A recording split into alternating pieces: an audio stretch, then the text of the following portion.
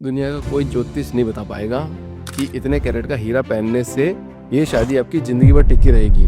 कि ब्रेन एक ऐसा वेपन है जो क्रिएट भी कर सकता है और डिस्ट्रॉय भी कर सकता है। तो मेडिकल साइंस गर्भ संस्कार को कितना मानता है मैम? वो तो ये बोलेंगे कि आप खाना पीना अच्छा खाओ, सब कुछ बढ़िया करो तो बच्चा अच्छा होगा, स्वस्थ होगा। तो गर्भ संस्कार एक तरफ और मेडिकल साइंस एक तरफ, तो कितना को रिलेशन है आपस में? थर्ड मंथ में जब औरत प्रेग्नेंट होती है तब उसके कान में एक मंत्र दिया जाता है और ये 9 मंथ की जर्नी जो है आपकी लाइफ टाइम की जर्नी को सेव करता है, बच्चे के भी और आपके भी। वो बच्चा जो होता है, मतलब मुझे ऐसा लग रहा था वो बच्चा ही बोल रहा है, वो सिग्नल वो दे रहा है कि आई एम हेल्दी, मुझे कोई प्रॉब्लम नहीं, और एकदम हेल्दी बच्चा था। मुझे तेरे ऊन के अंदर ना बहुत कंफर्ट फील होता था और वहाँ पे पूरा कॉजी एटमॉस्फेयर था, तो मुझे बाहर आने का मन नहीं होता था।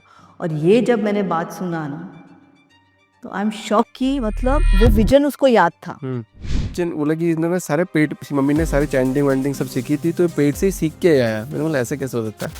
और उसने धड़ाधड़ श्लोक बोलना चालू किया कि बच्चे थोड़े बड़े हो जाए फिर उसके बाद हम संस्कार देंगे। नहीं, आप गर्भ के अंदर जो संस्कार देते हो उससे लेके 5 साल तक का जो संस्कार होता है ना, वही लाइफ टाइम का संस्कार है।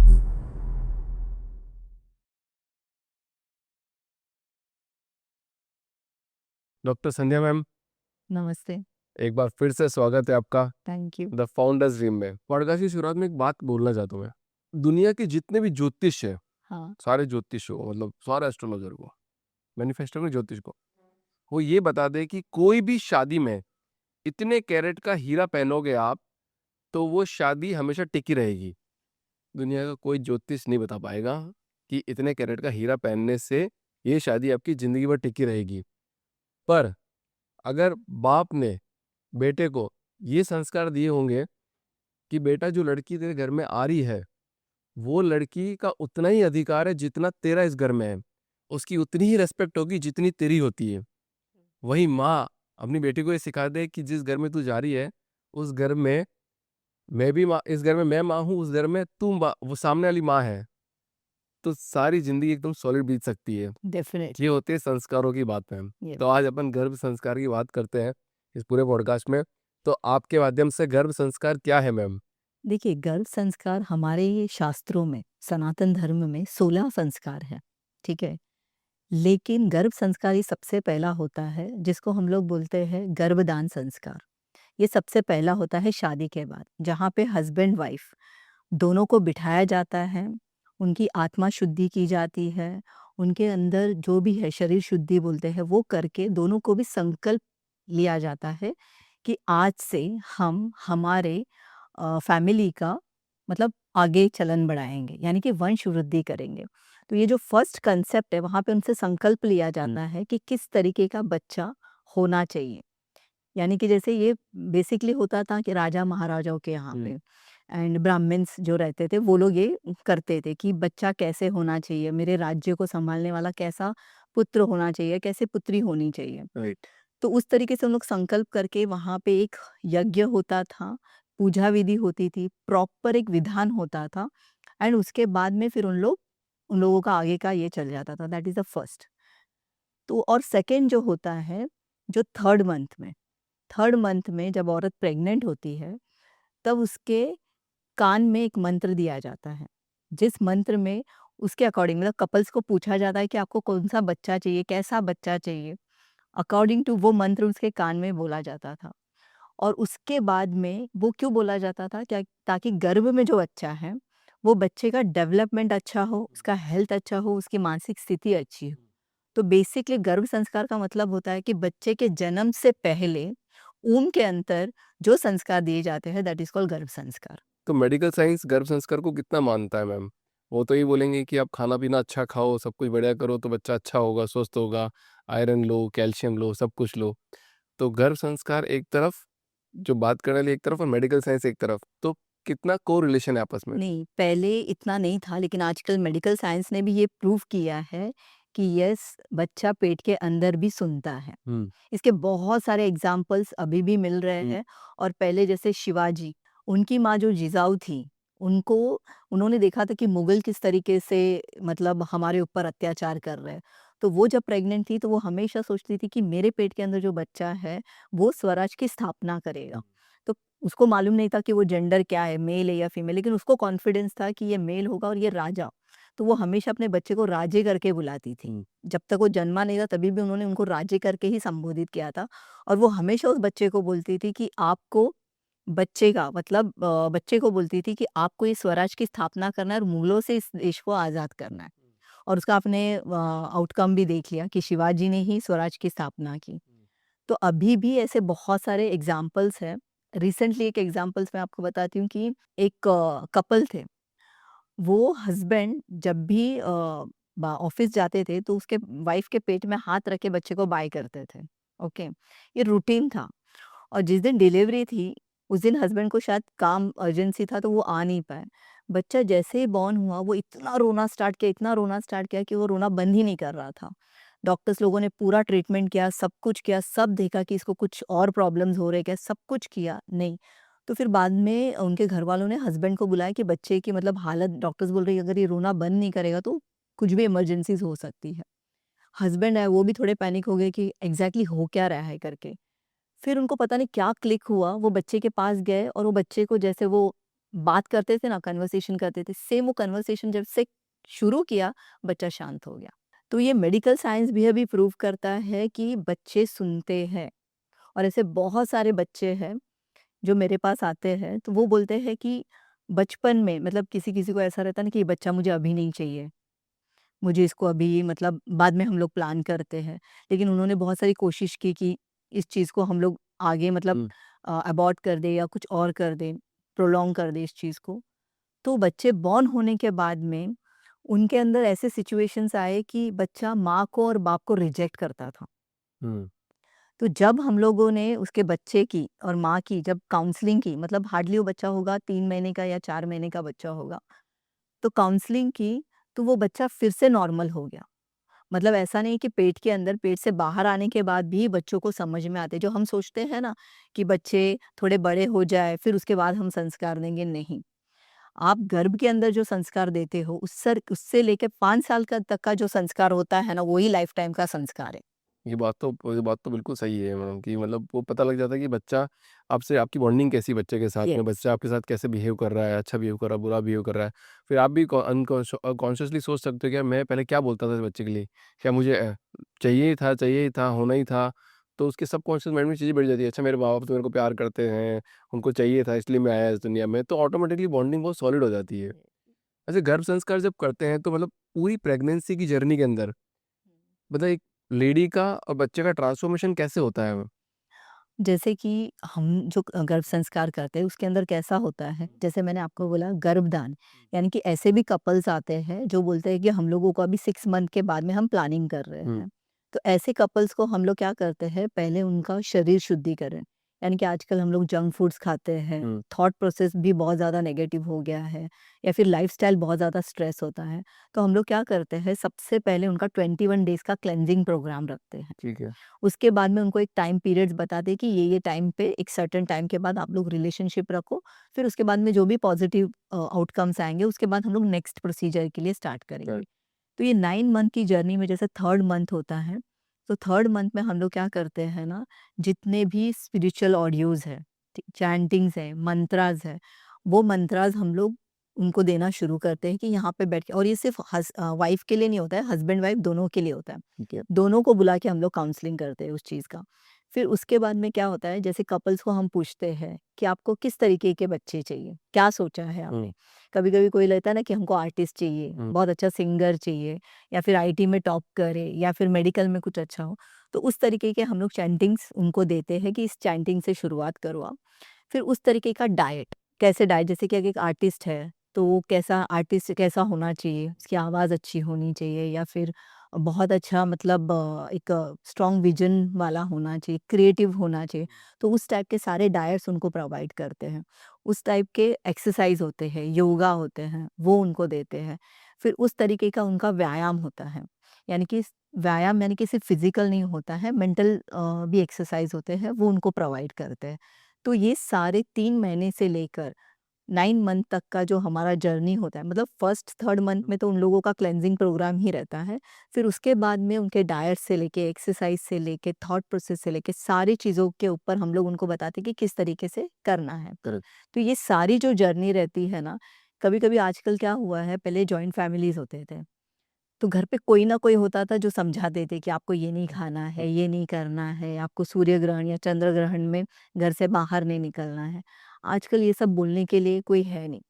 ज़्यादा से ज़्यादा हम लोग गूगल सर्च करते हैं और गूगल सर्च के बाद हमें क्या पता चलता है, उसमें कहीं-कहीं इन्फॉर्मेशन सही भी रहते हैं, कहीं-कहीं गलत भी रहते हैं।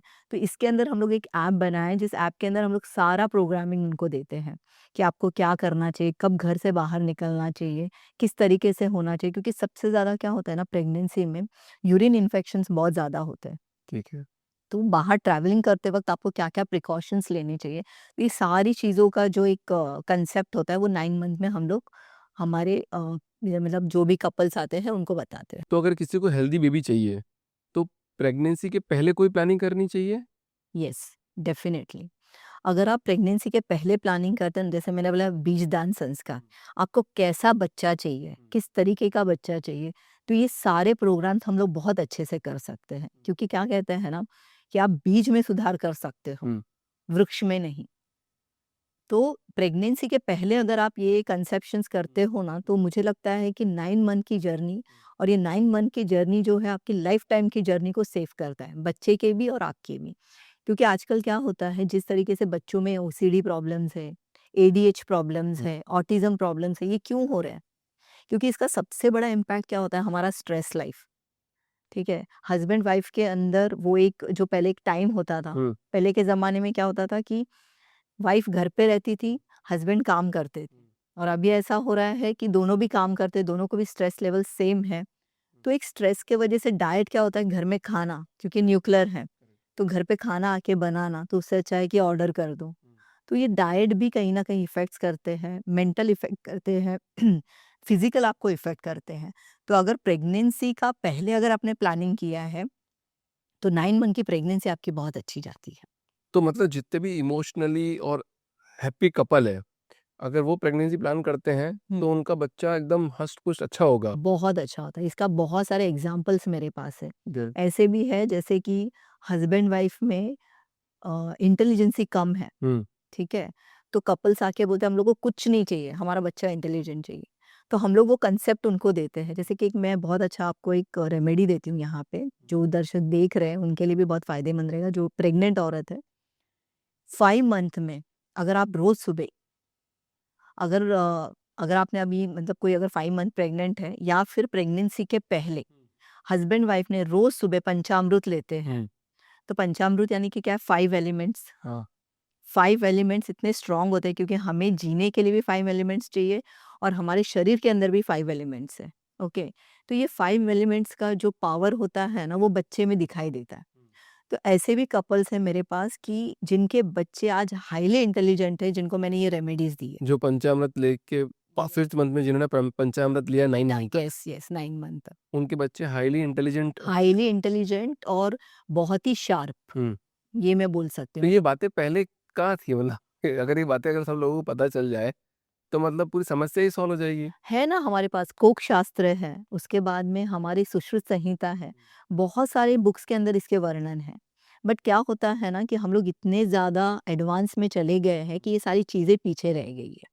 दिक्कत हो गई ये वाली तो। ये मतलब अगर अगर अगर ये सारी बातें प्रूवन है, सच है कि ऐसा होता है कि मतलब प्रेगनेंसी प्लान करने से पहले आपको इमोशनली हैप्पी होना है, मेंटली स्ट्रांग होना है, तो आपका बेबी जिसके लिए प्लान कर रहे हो, उसकी ज़िंदगी पूरी सुधर सकती है। अगर आप स्ट्रेस में हो, लड़ाई कर रहे हो, रोज़ लड़ाई झगड़े कर रहे हो और फिर आपका बेबी प्लान हो जाता है, तो बच्चे चिड़चिड़े होंगे। बहुत ज़्यादा, देखिए क्या होता है ना कि मैं आपको एक छोटा एग्ज़ाम्पल हुँ। देती हूँ। मेरी एक फ्रेंड थी, शादी करके जब वो आई तो घर पे ऐसा माहौल था कि बहुत ज़्यादा स्ट्रेस, बहुत ज़्यादा बोलते हैं ना एक नेगेटिव एनर्जी। तो प्रेगनेंसी में उसने डिसाइड किया कि मुझे इस घर में नहीं रहना है, मैं मेरी माँ के घर पे जाके रहूँगी। अब उनके वहाँ पे क्या था, वो मम्मी के यहाँ पे जाके रही, वहाँ पे जो हम लोग बोलते हैं ना छुछुंदर, ठीक है? वो रोज़ उसके किचन में से भागता था, हुँ। ठीक है? और वो रोज़ उसको देखती थी। और उसको उस चीज़ का इतना एंग्ज़ायटी था ना कि इसको कुछ करूँ मैं करके। जब उसका बच्चा बॉर्न हुआ, उसका फेस एग्ज़ैक्ट वैसा था। यानी कि आप सोचो कि हमारा ब्रेन किस तरीके से काम करता है। इसीलिए कमरों में बच्चे कृष्ण भगवान की फोटो लगाते ये हैं। यस। हैं? और ये प्रूवन है, मतलब ये मैंने देखा है ऐसे बहुत सारे। अभी तो मेरे पास गर्भ संस्कार के लिए फॉरेन से भी लोग आते हैं, हाँ। मतलब एनआरआई नहीं, फॉरेनर्स। क्योंकि वो चाहते हैं कि उनके बच्चे का डेवलपमेंट, मतलब जो बोलते हैं ना, जो हमारी संस्कृति है ना, वो आज कहीं ना कहीं वेस्टर्न कंट्रीज में भी जाके उन लोगों ने इसके ऊपर स्टडी किया है और उन लोगों को लगता है कि नहीं ये एग्जैक्टली है, तो वो लोग भी गर्भ संस्कार के लिए आते हैं। मतलब क्या प्रूवन है कि मतलब जैसे मतलब बच्चे का चेहरा सुंदर होगा, किसी का गड़बड़ हो गया तो आप पे ब्लेम कर देंगे तो? नहीं, एग्जैक्टली उन लोगों को उस तरीके का किसी का जैसे कि क्वेश्चन आया ऐसा कि मैम आप तो सब ये बात कर रहे हो कि बच्चा अच्छा होगा, सुंदर होगा, इंटेलिजेंट होगा, सब कुछ होगा, देखिए, तो कोई ऐसा केस, कोई अटपटा केस आया? नहीं, आज तक मेरे मतलब 20 इयर्स के एक्सपीरियंस में मैं आपको बोलती हूँ, मेरे बहुत सारे टेस्टिमोनियल्स भी हैं।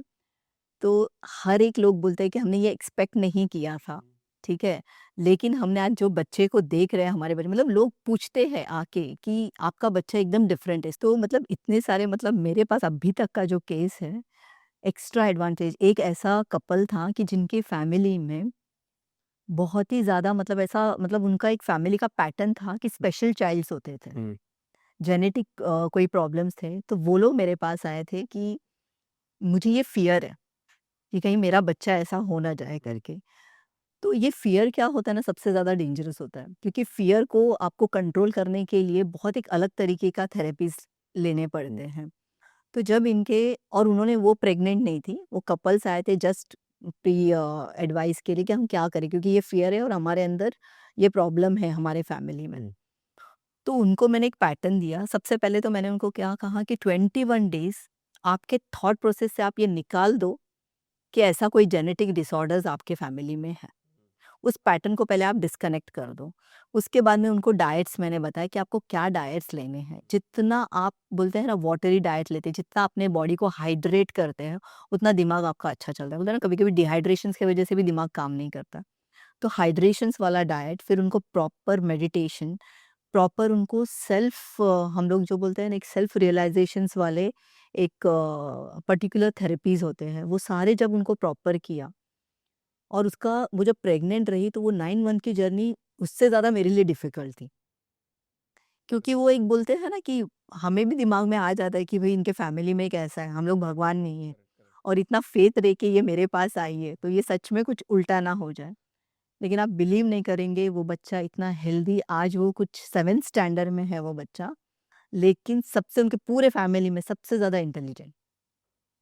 सारे श्लोक, मतलब उनकी माँ ने वो जो श्लोक 9 मंथ में जो पढ़े थे, वो बच्चा ईज़िली, मतलब एक बार सुनने के बाद वो रिपीट करता है। ये बात तो मैं अभी कुछ दिन पहले एक पॉडकास्ट में कोई बंदा आया था मेरे पास, सो वो किसी को रिलेटिव को लेके आया, बोला अभिषेक जी आपसे मिलना था इसलिए लेके आए थे। उनका छोटा-सी बच्चा आया था, जैन है वो कम्युनिटी में। तो उन्होंने बोला कि इस बच्चे ने, मैं रियल बता रहा हूँ ये, मतलब मैं तो झूठ बोल ही नहीं सकता किसी भी केस में। तो बच्चे ने बोला कि इसने ना सारे पेट, इसकी मम्मी ने सारी चैंटिंग-वैंटिंग सब सीखी थी, तो ये पेट से ही सीख के आया है। मैंने बोला ऐसे कैसे हो सकता है? और उसने धड़ाधड़, धड़ाधड़ श्लोक बोलना चालू किए। तो ये है। मैंने कहा ये तो गज़ब हो गया, इतना छोटा-सी बच्चा कैसे बोल रहा है? तो बोला कि इसकी मम्मी पूरा गर्भ संस्कार वाला जो करती थी, जो मेरे को अभी याद आ रहा है क्योंकि अपनी बात हो रही है इसलिए। सारे मंत्र याद किए उन्होंने, सब कुछ याद किया और वो क्योंकि हुआ तो सब सेट हुआ अच्छे से। ये प्रूवन है। सी, आपको एक सिंपल एग्ज़ाम्पल मैं देती हूँ। श्री कृष्ण ने सुभद्रा को उपदेश कर रहे थे, तब उन्होंने अभिमन्यु को ये बताया था कि चक्रव्यूह के अंदर कैसे जाना है। तब तक वो सुन रही थी। चक्रव्यूह से बाहर जाने का जब भी टॉपिक था ना, तो सुभद्रा सो गई। तो अभिमन्यु देखो, चक्रव्यूह के अंदर तो गया वो, लेकिन उसको बाहर आने का पता नहीं था। तो ये बहुत सारे हमारे पास ऐसे एग्जाम्पल्स है कि गर्भ संस्कार प्रूवन है, और हमारा जो सनातन जो धर्म है, वो उसने इतने अच्छे अच्छी चीजें बनाई है। जैसे कि आज हम लोगों के पास एक्सरे मशीन्स है, सोनोग्राफीज है, हम उसके थ्रू हम बता सकते हैं कि स्पर्म्स कैसे होते हैं। बट अगर आप पुरातन मंदिरों में जाओगे, तो वहाँ पे उन्होंने कार्विंग करके रखा हुआ है स्पर्म्स और एग्स कैसे होते हैं। तो आज सोचो कि हमारे कितने वो एडवांस थे, हमारे जो ऋषि मुनि थे वो कितने एडवांस थे, और ये सारी चीजें प्रूवन है, और ये मैंने देखा हुआ है। और हम हमारा अपने आप को एडवांस बोलते हैं, यस, यस। क्योंकि कुछ तभी एक्सरे मशीन भी नहीं था। अच्छा, एक होता है वार्म टॉक, मतलब गर्भ संस्कार, मतलब बात करना, जैसे आपने वो एग्जांपल दिया था बच्चे से बात करते, तो अगर पिताजी पेट में बच्चे से बात करें या मम्मी बात करे, तो जब वो बच्चा होगा तो उनका स्ट्रॉन्ग रिलेशनशिप होगा, और अगर बात नहीं करे तो क्या स्ट्रॉन्ग रिलेशनशिप नहीं होगा? नहीं, ऐसा कुछ इतना ज़रूरी नहीं है, लेकिन जैसे मैंने आपको एक एग्ज़ाम्पल दिया ना, जो पिताजी अपने बच्चे को रोज़ बाय बोल के जाते थे जब वाइफ़ प्रेग्नेंट थी, तो एक कनेक्शन बच्चों का बॉन्डिंग स्ट्रॉन्ग होता ही होता है। लेकिन जब आप बात करते हो ना, तो बात कैसे होता है कि बच्चा तुझे ये करना है, आपको ऐसे बनना है, आपको इस चीज़ को सँभालना है, आपको काइंड रहना है। तो ये सारी जो चीज़ें होती है ना, वो बच्चा इतने ज़्यादा स्ट्रॉन्गली अपने ब्रेन के अंदर उसको डिपॉज़िट करके रखता है कि आप जैसे बच्चे बॉर्न होने के बाद ना, माँ-बाप को उनके लिए ज़्यादा ये लेना नहीं पड़ता, एफ़र्ट्स नहीं लेने पड़ते हैं। वो बच्चे वैसे ही माँ-बाप के साथ उतने स्ट्रॉन्गली बॉन्ड रहते हैं। हुँ। जैसे कोई-कोई अभी एक मेरे पास एक केस आया था, वो बच्चा उसकी बुआ को देख के इतना चिढ़ता था, और ऐसा भी नहीं है कि वो बच्चा कुछ 5-6 साल का है। वो बच्चा 1 ईयर का, जैसे वो बुआ का आवाज़ सुनता था ना, वो इरिटेट हो जाने का। तो वो आके मुझे बोल रही कि क्या है? अभी किसी-किसी के दिमाग में कुछ-कुछ रहता है कि ये कुछ लेडी करती नहीं है ना। मैंने बोला ऐसा कुछ, ये सब चीज़ों को बिलीव मत करो। मैंने बोला जब आप प्रेग्नेंट थी, तभी कभी आपने आपके माँ के साथ या फ्रेंड के साथ या हस्बैंड के साथ बुआ के बारे में कुछ गॉसिपिंग करते थे क्या? हुँ। तो उसने बोला यस। बताओ। मतलब आप सोचो कि बच्चा पेट के अंदर ये सुन रहा था, और वो जैसे बाहर आया उसके लिए उसकी बुआ, मतलब अब उसने बच्चे ने उस बुआ को देखा भी नहीं होगा। यानी उस बच्चे के वाइब्रेशंस कितने स्ट्रॉन्ग होंगे। कौन से मंथ में सुनने लग जाता बच्चा? स्पेसिफिकली देखिए, जैसे कि आयुर्वेदा या फिर हमारे जो इसमें क्या बोलते हैं, 3rd मंथ से, हुँ। ठीक है? 3rd मंथ से बच्चे की मतलब जो डेवलपमेंट है वो स्टार्ट होती है। 5th मंथ से हार्ट बीट्स बनते हैं। तो ये 5th मंथ होता है ना, ये सबसे क्रूशियस होता है उसके डेवलपमेंट का। हुँ। उसमें सारी प्रॉपर चीज़ें डेवलपमेंट होने लगती है। 6 से 7 मंथ तक बच्चा पूरे तरीके से डेवलप होता है। तो 5 मंथ से हम लोग बोलते हैं कि बच्चा प्रॉपरली सुनने लगता है। म प्रॉपर उसके अंदर मतलब बोलते हैं ना माँ को सुनने का। मैं अब मेरी बेटी का मैं आपको एक एग्ज़ाम्पल दूँगी। वो हार्डली 1.5 साल की थी, हुँ। ठीक है? और मैं हमेशा, मुझे डॉक्टर बोलते थे आप मुझे सोनोग्राफ़ी के लिए आ जाओ, और मुझे बिल्कुल भी अच्छा नहीं लगता था जाने के लिए, और वो मुझे बोलते थे कि तुम खुद एक डॉक्टर हो और हुँ। ज़रा भी आप मतलब सीरियस नहीं हो। तो मुझे मेरे दिमाग में ऐसे आने का कि मेरी माँ भी प्रेग्नेंट थी, उस टाइम पे कौन-सा सोनोग्राफ़ी था? सही बात है, कुछ नहीं था। 9 मंथ तो बच्चे अच्छे से होके मतलब ये हुआ ना, तो मैंने अवॉइड किया था। 9 मंथ में, एक तो फर्स्ट मंथ में मैं गई थी सोनोग्राफ़ी के लिए, फिर एक 9 मंथ में जब मेरा डिलीवरी के लिए जाना था, तभी उन्होंने सोनोग्राफ़ी किया था। और मुझे डॉक्टर बोलते थे कि लोग कॉल करते हैं मेरे को कि मेरी डिलीवरी कब होगी, क्या हो गया, और आप इतने कैसे कूल हो? आपको बिल्कुल नहीं लगता? और मुझे ऐसा फ़ील होता था कि अभी और थोड़े दिन ये रहनी चाहिए, और थोड़े दिन, तो मैं खुद डिले करती थी। मेरी बेटी 1.5 साल की थी, वो थोड़ा-थोड़ा ही बात कर रही थी, मतलब इतना ज़्यादा उसका बात ये नहीं था। वो मुझे बोलते हैं कि मुझे तेरे ऊन के अंदर ना बहुत कम्फ़र्ट फ़ील होता था, और वहाँ पे पूरा कॉज़ी एटमॉस्फ़ियर था, तो मुझे बाहर आने का मन नहीं होता था। और ये जब मैंने बात सुना ना, तो आई एम शॉक्ड कि मतलब वो विज़न उसको याद था हुँ। कि पेट के अंदर कॉज़ी एटमॉस्फ़ियर रहता है, और आई एम वेरी मतलब सोचो, उसको भी वो मन नहीं था बाहर आने का, और मेरा खुद का भी मन नहीं था कि मेरी डिलीवरी जल्दी होनी चाहिए। तो मतलब ये कितना स्ट्रॉन्ग कनेक्शन है। तब मुझे ऐसा लगा कि अब तक तो हम लोग दूसरे का ये एग्ज़ाम्पल्स लेते थे। मैंने ये खुद अपने इसमें फ़ील किया हुआ है। मतलब माँ की बॉन्डिंग बच्चों के साथ इसलिए सबसे ज़्यादा होती है, सबसे ज़्यादा जैसे स्ट्रॉन्ग आपके रहते हैं। यस, पिताजी की नहीं रहती, बाद में बनती है। Yes, yes. जो मेरा कुक है अभी, तो उसके बेटा हुआ, तो मैंने पूछा कुछ फ़ील आ रहा है क्या तेरे को? बोला अभी तो कुछ पता नहीं चल रहा है कि क्या हो रहा है। मैंने बोला तुम्हारी वाइफ़ से पूछना एक बार, उनको फ़ील आ रहा है क्या? वो देती है के नहीं, नहीं, तो आप बहुत डेफ़िनिटली। खतरनाक फ़ील आ रहा है। और आप जितना बच्चों से बात करते हो, और जो-जो आप बात करते हो ना, एग्ज़ैक्टली वो बच्चे उसके बारे में, मतलब जैसे उन लोग बॉर्न हो जाते, थोड़े बड़े हो जाते, उनको ये सारी मेमोरीज़ रहती है। Correct, correct. वो सारी उनको याद रहता है। और अगर याद नहीं रहता है, तो ये मैंने देखा है रिग्रेशन थेरेपी में भी, कि जो ट्रॉमाज़ है ना, हम लोग उनको रिग्रेशंस में लेके जाते हैं, तो वो ऊन के अंदर की बातें बताते हैं।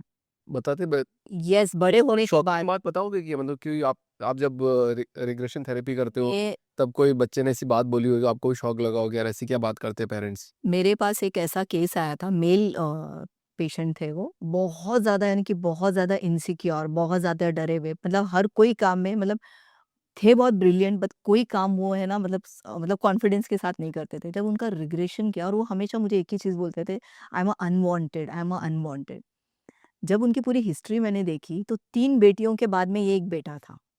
तो मैंने बोला आप तो एकदम लकी रहेंगे ना, बहुत ज़्यादा प्यार। बोले मेरे को सब लोग बहुत प्यार करते हैं, मेरी दीदी मुझे बहुत प्यार करती है, मेरे माँ-बाप मुझे बहुत प्यार करते हैं। बट पता नहीं क्यों मुझे ऐसा लगता है कि किसी को भी मैं नहीं चाहिए। तो जब उनका रिग्रेशन किया तो रिग्रेशन में पता चला कि जब उनकी माँ प्रेग्नेंट थी, हुँ। तो उनकी मम्मी को एक डर था कि कहीं ये भी एक लड़की ना हो जाए, ओके?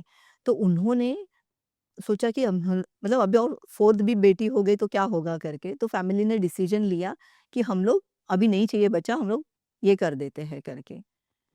लेकिन क्या हुआ, उन्होंने सारे ट्रीटमेंट्स किए लेकिन कुछ हुआ नहीं, तो उनको वो कंटिन्यू करना पड़ा।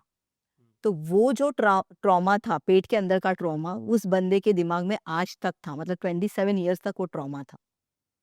कि उसको लगता था कि मुझे सब लोग को मैं नहीं चाहिए, मैं अनवांटेड चाइल्ड हूँ। जबकि वो होने के बाद में, बर्थ के बाद सब लोग बहुत खुश हो गए कि बेटा हो गया करके। लेकिन ये कांसेप्ट उसके 27 इयर्स तक उसके दिमाग में था, जो उसके जब वो ऊँम में था तब तक।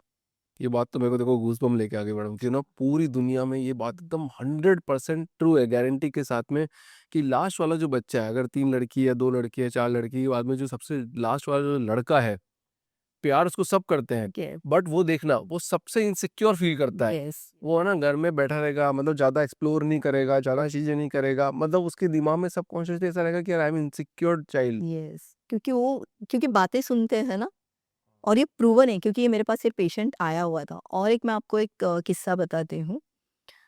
हम लोग मतलब एक कपल आए थे और उनकी बेटी कुछ 7 इयर्स की थी।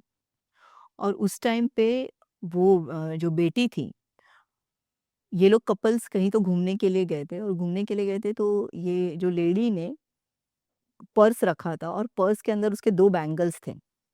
शायद उसने निकाल के उसको रख दिया था, और वो बैंगल जो था, वो बैंगल्स चोरी हो गए, हुँ। ठीक है?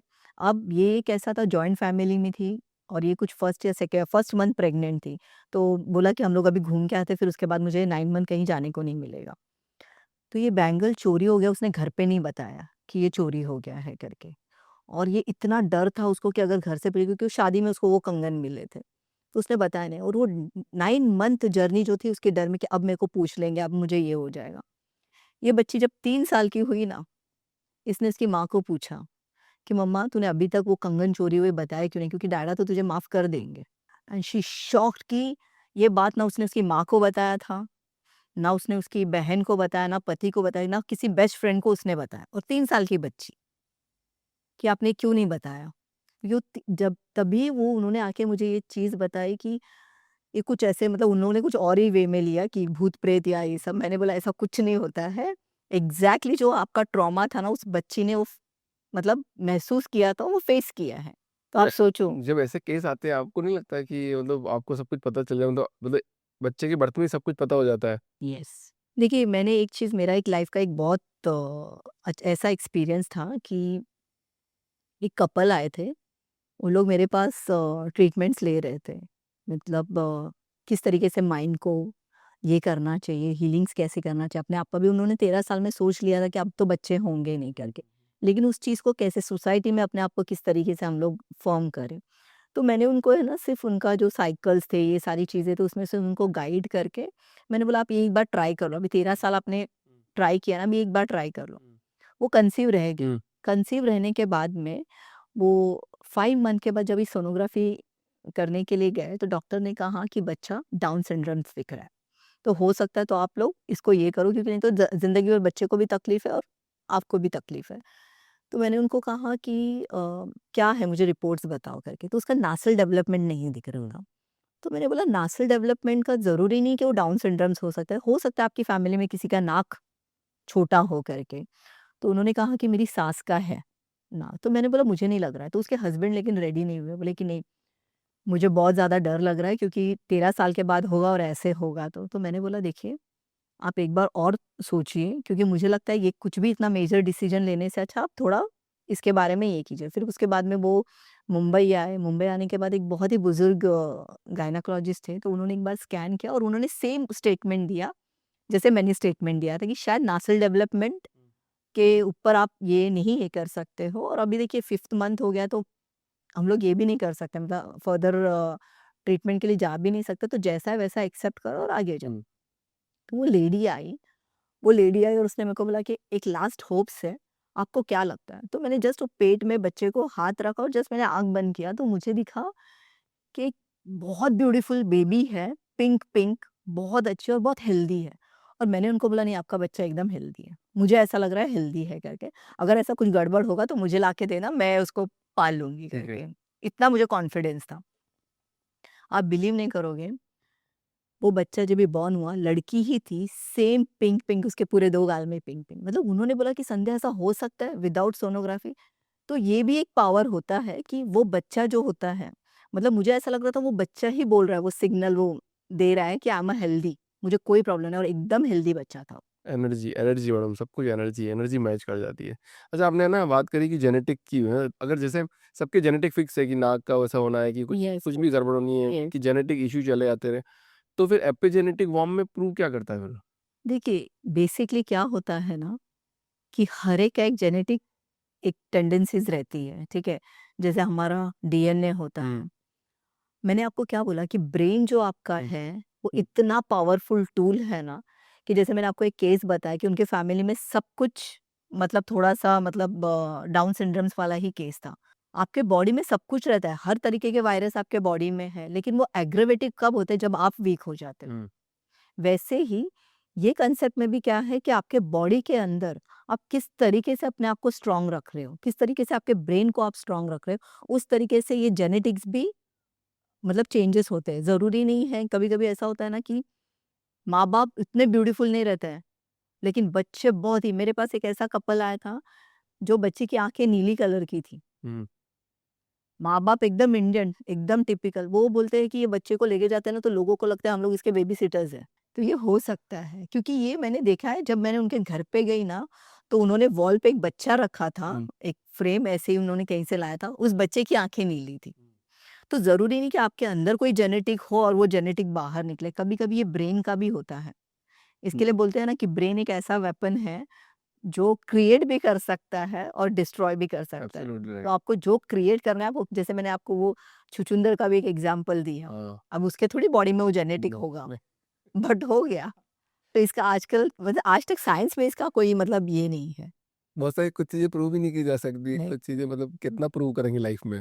अच्छा, प्रेगनेंसी में एपिजेनेटिक समझना पेरेंट्स के लिए कितना गेम चेंजर हो सकता है? देखिए ये बहुत ज़्यादा हेल्पफुल भी है, लेकिन मुझे ऐसा लगता है कि कुछ चीज़ें सस्पेंस रहेगी तो बहुत अच्छा है। अच्छा रहेगा। Yes, definitely. क्योंकि क्या होता है ना, उस लास्ट में क्या होता है ना, उस मंथ माँ को उतना मंथ का जो जर्नी होता है ना, वो हुँ, डिफ़िकल्ट जाता हुँ, है। करेक्ट, कभी-कभी बोलते हैं ना, आपको अंधकार में भी कभी-कभी संतुष्टि होती है, हाँ। वैसे। अच्छा, जैसे नेचुरल प्रोडक्ट्स और सात्विक नेचुरल प्रेगनेंसी, ठीक है? तो लाइफ़स्टाइल में क्यों ज़रूरी है? क्योंकि देखिए हम लोग जो आजकल मालूम है आपको, सबसे ज़्यादा प्रॉब्लम्स किडनी के हो रहे हैं। हुँ, बहुत सारे यंग बच्चों में भी हो रहे हैं, बहुत सारे मेल्स में भी ये प्रॉब्लम्स पाए जा रहे हुँ, हैं। क्योंकि खाने के अंदर, सब्जियों के अंदर यूरिया का मात्रा बहुत ज़्यादा इस्तेमाल होना, ओके। प्रेगनेंसी एक ऐसा होता है ना कि एक लेडी जो होती है, वो इटसेल्फ प्रेगनेंसी में डेलिकेट हो जाती है। राइट।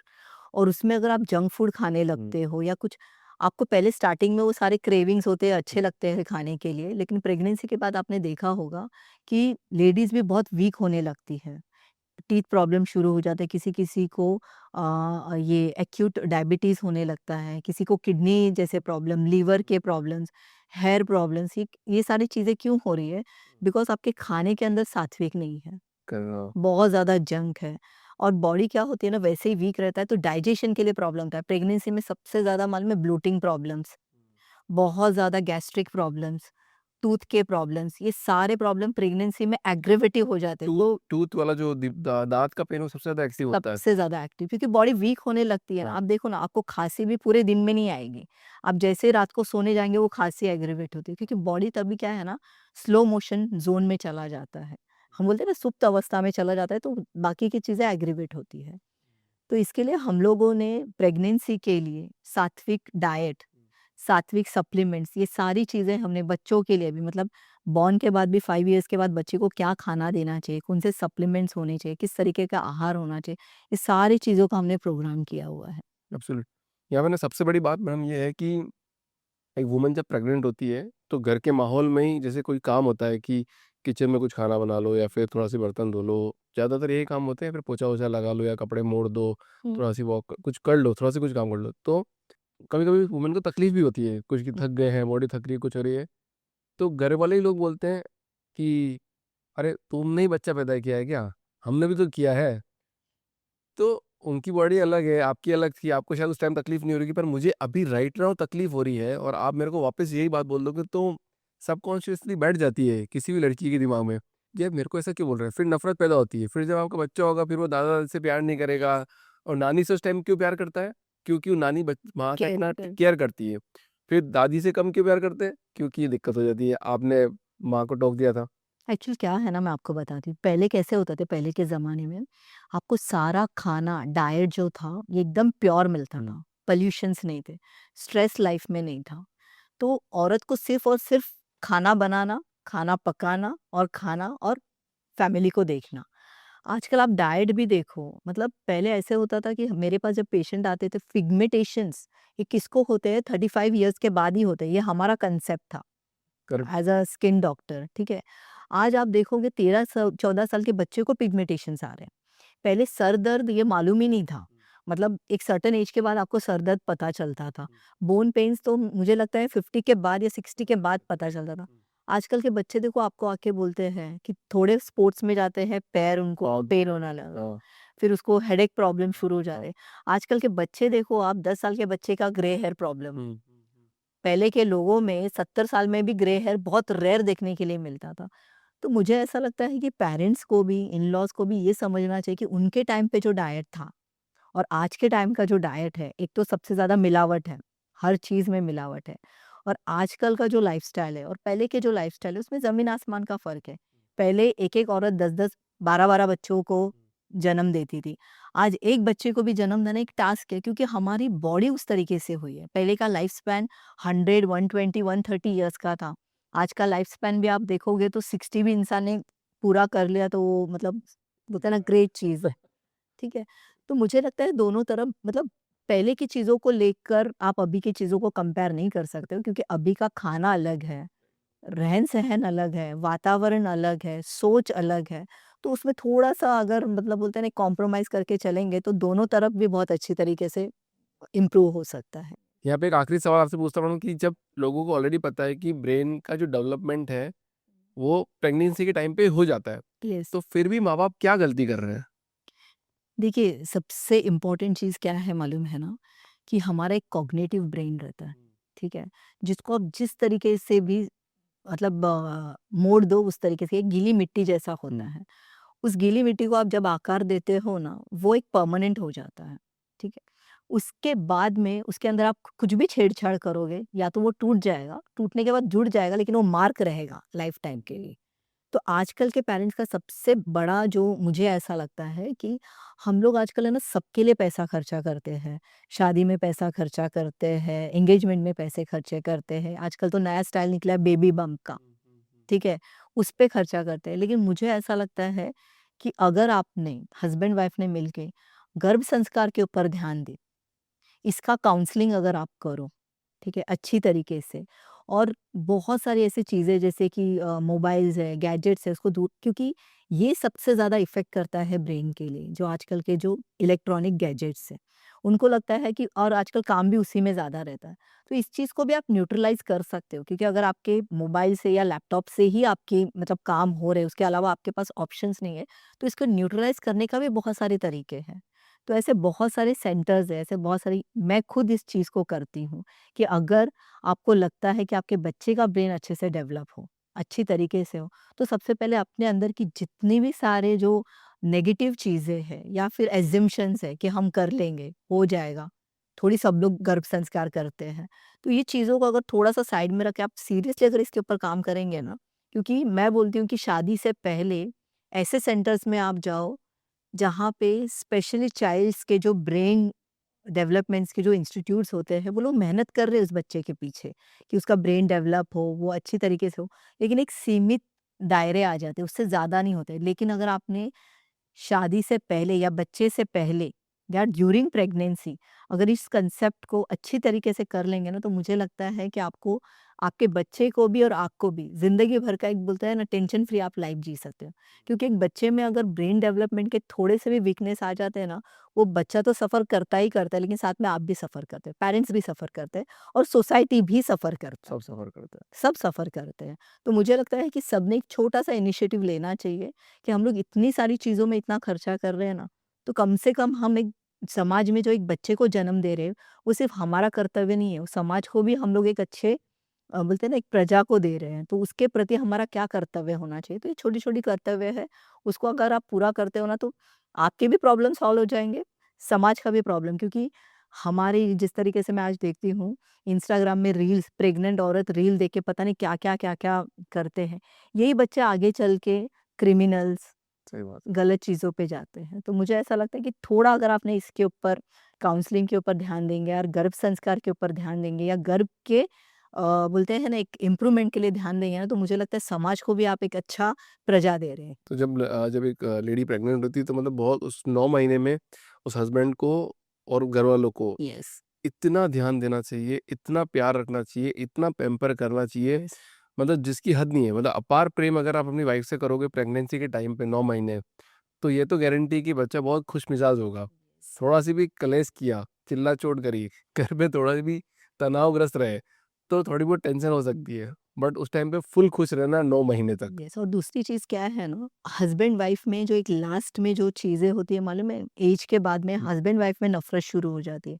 उसका सबसे पहला कारण क्या है, प्रेगनेंसी के टाइम पे बोलते हैं ना, जिस औरत को आप प्रेगनेंसी के टाइम इग्नोर करते हो ना, वो आपको ज़िंदगी में कभी माफ़ नहीं करती। Absolutely right. कभी नहीं माफ़ करती। तो ये 9 मंथ अगर उसके साथ आप अच्छे रहोगे ना, उसके बाद आप उसके साथ कितना भी कैसे भी बिहेव करो, वो आपको बर्दाश्त करेगी। करेक्ट। लेकिन वो 9 मंथ की जर्नी में अगर आपने उसको तकलीफ़ दिया है ना, वो आपको कभी माफ़ नहीं करेगी। तो ये चीज़ का बहुत ध्यान रखना चाहिए। अभिषेक, मैंने एक बुक बनाया है गर्भ संस्कार के ऊपर। ये एक ऐसा बुक है जिसके अंदर आपको कंसेप्शन से लेकर आपको किस तरीके से डाइट लेना चाहिए, किस तरीके से चैंटिंग से आपको किस तरीके से बच्चे चाहिए, मतलब अगर आपको डॉक्टर चाहिए, इंजीनियर चाहिए, सिंगर चाहिए, तो कौन से मंत्र है, कौन से मंत्र से आपको शुरुआत करनी है, सारा जो सार है ना, मैंने इस बुक के अंदर रखा हुआ है। अमेज़न पे अवेलेबल है सारी बुक। Yes, definitely. बहुत सारे लोग बुक भी नहीं पढ़ते हैं, तो आपने कुछ ऑडियो ऐप भी बनाया है हाँ, उसके लिए? मैंने एक ऑडियो ऐप भी बनाया है और एक ऐप भी बनाया है जिसके थ्रू आपकी 9 मंथ की जर्नी से लेकर 5 इयर्स के बच्चे की भी जर्नी है, वो किस तरीके से कंप्लीट करोगे, उसके सारे इन्फॉर्मेशंस मैंने उस ऐप के अंदर डाले हैं। Thank you so much Sandhya ma'am. आज अपन ने एक सॉलिड पॉडकास्ट बनाया और मैं चाहता हूँ कि इतनी इंटेलेक्चुअल बात अगर यूट्यूब पे आएगी तो शायद कहीं न कहीं, कभी न कभी किसी को फ़ायदा मिलेगा। तो आप जैसे लोगों का बहुत-बहुत शुक्रिया और आप आते रहें पॉडकास्ट में और खूब सारी बातें करते रहें, क्योंकि बातों में इतनी शक्ति है, जो कहीं भी नहीं है। जैसे मंत्रों में शक्ति है, वैसे बातों में भी उतनी ही शक्ति है। Thank you so much ma'am.